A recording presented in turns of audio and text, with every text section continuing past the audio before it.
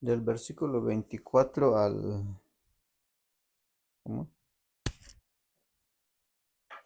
Es la adoración, ¿verdad? El tema de la adoración. El tema que vimos ahí la vez pasada es los verdaderos adoradores. Hay tres características. ¿Quiénes eran los verdaderos adoradores? Número uno, ¿cuál era? Es un repaso. ¿Los qué? Los verdaderos adoradores son aquellos que adoran, ¿se recuerdan? Adoran al, al Padre, ¿sí? Número dos, los verdaderos adoradores son aquellos que adoran lo vamos a poner aquí, adoran en espíritu, ¿sí? Y número tres, los verdaderos adoradores son aquellos que adoran en verdad. Es lo que vimos la vez pasada. ¿Quiénes son los verdaderos adoradores? Son aquellos que adoran al Padre, porque Dios es Dios Padre. Los creyentes somos sus hijos por medio de la fe en Cristo Jesús, como observábamos en el capítulo 1, versículo 12.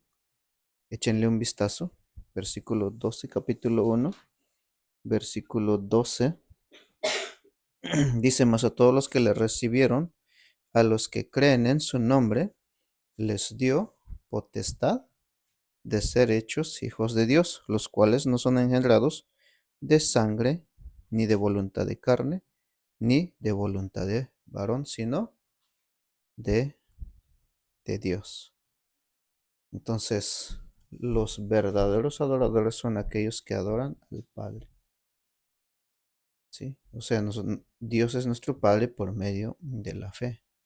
Por lo tanto, podemos resumir que los verdaderos adoradores son los creyentes en Cristo Jesús. La segunda característica es que los verdaderos adoradores son aquellos que adoran en espíritu. ¿Quiénes son los que adoran en espíritu? Los mismos. Cae en la misma, digámoslo así, categoría. Son aquellos que adoran en espíritu.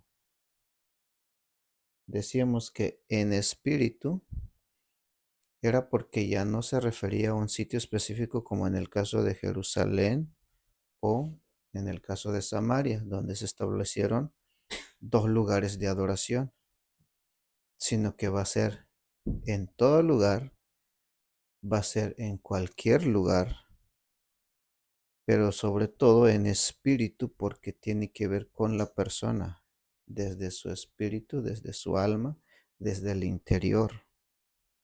Y también, entonces los que adoran en espíritu también son los creyentes, los que han experimentado una nueva vida, son espirituales, los que tienen la vida espiritual, los que han nacido de nuevo, a eso se refiere en espíritu.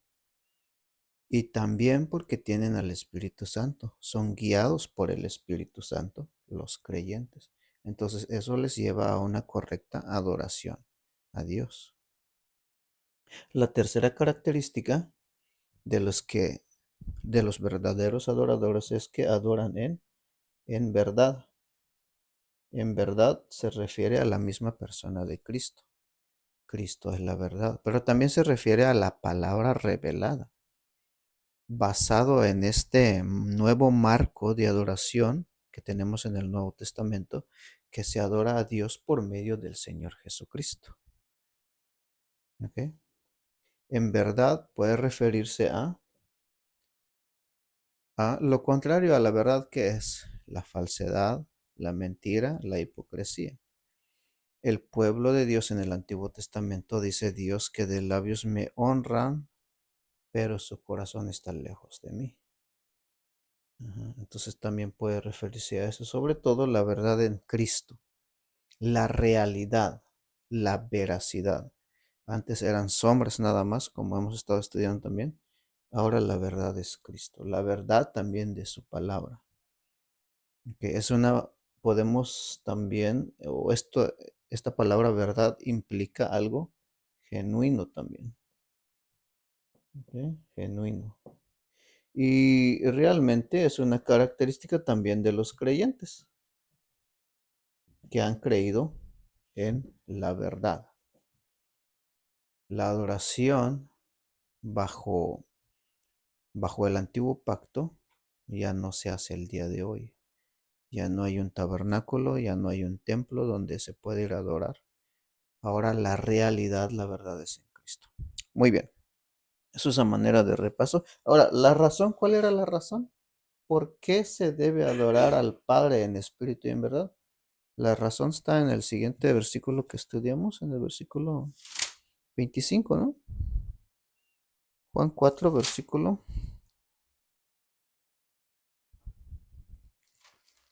¿Qué versículo está? 24. ¿Cuál es la razón? Porque Dios es espíritu. Muy bien, esa es una de las razones por qué se adora a Dios en espíritu, porque Dios es espíritu.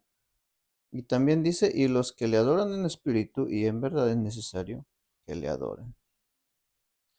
La otra razón está en el versículo 22, no, está en el versículo 23, porque también el Padre tales adoradores busca que le adoren. ¿Tienen pregunta? ¿O avancemos? Muy bien, entonces avancemos con los versículos 28 al 42. ¿Qué dice el versículo 28?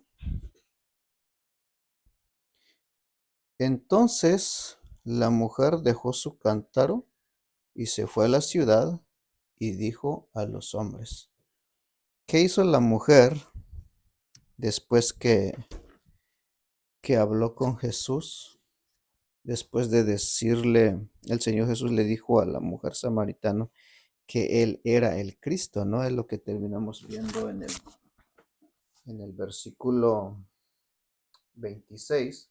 Jesús le dijo, yo soy el que habla contigo. Los discípulos habían ido a comprar comida. Jesús se quedó sentado ahí en el pozo, conversando con la mujer. Y Jesús le dice a la mujer que él era el Cristo que estaba hablando con ella. Ok. Él era el Cristo que le estaba hablando con la mujer samaritana. Bueno, dice que después de eso, bueno, llegaron los discípulos, ¿no? En el verso 27, dice, en esto vinieron los discípulos y se maravillaron, se sorprendieron, ¿no? De que hablaba con una mujer. Sin embargo, ninguno dijo, ¿qué preguntas o qué hablas con ella?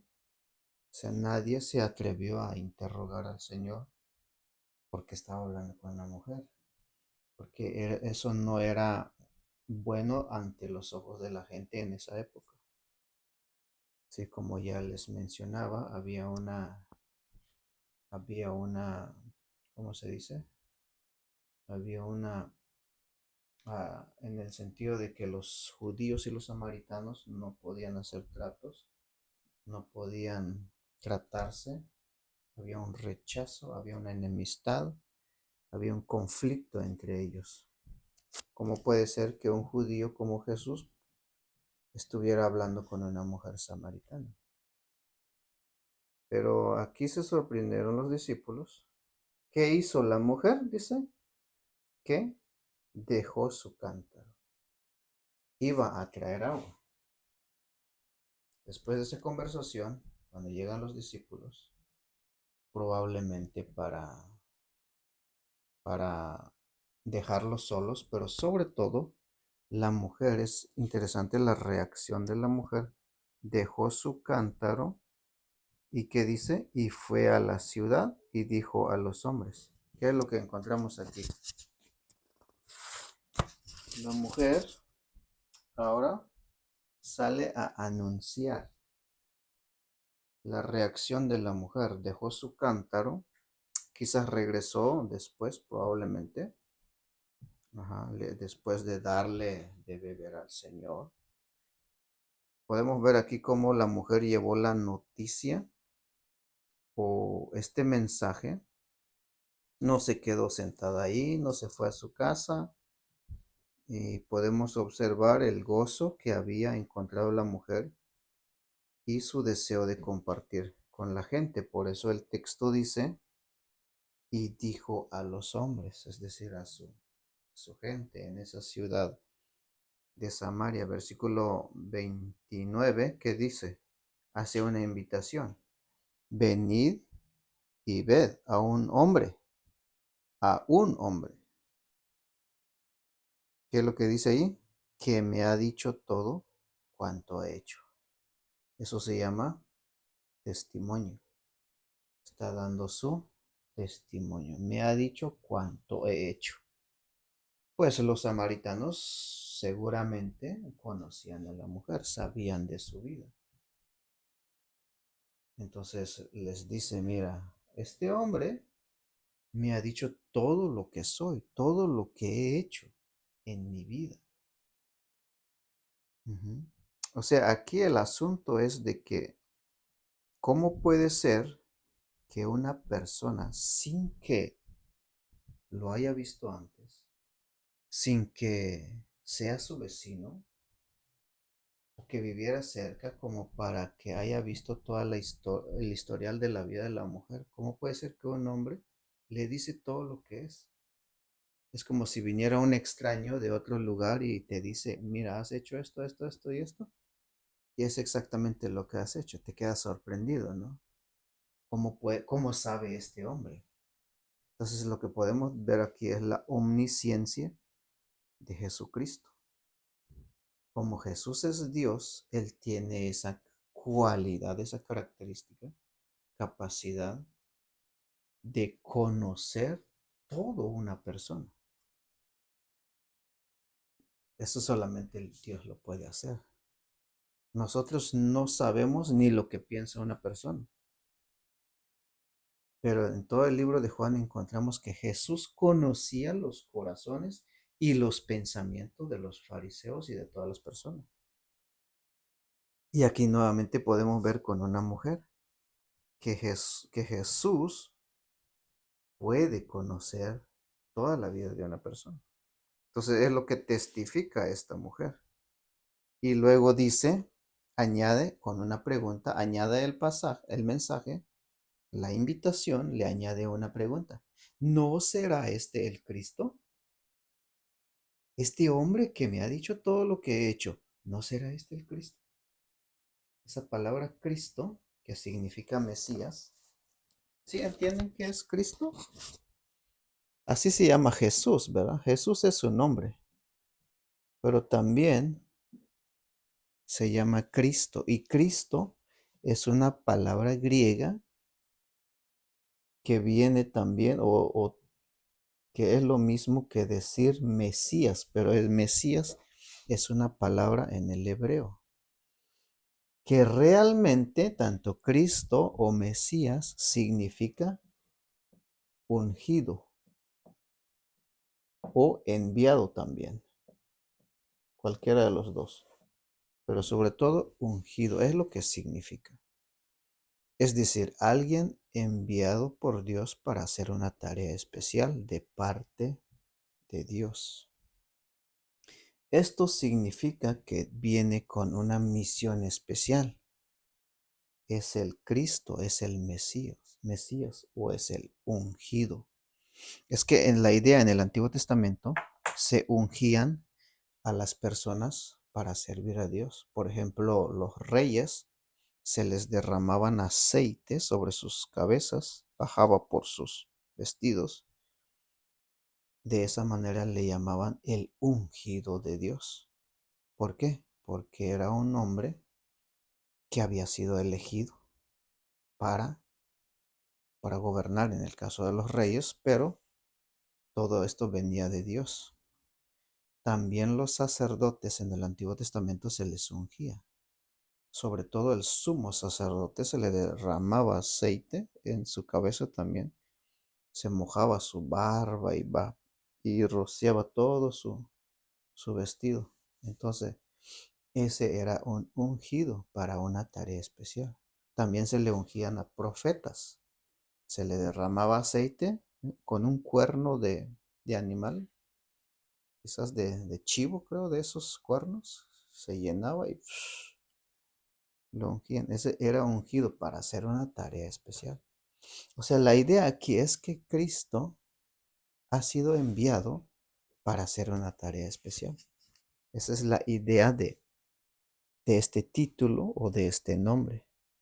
Jesús es el nombre de Jesús, de su nacimiento, ¿no?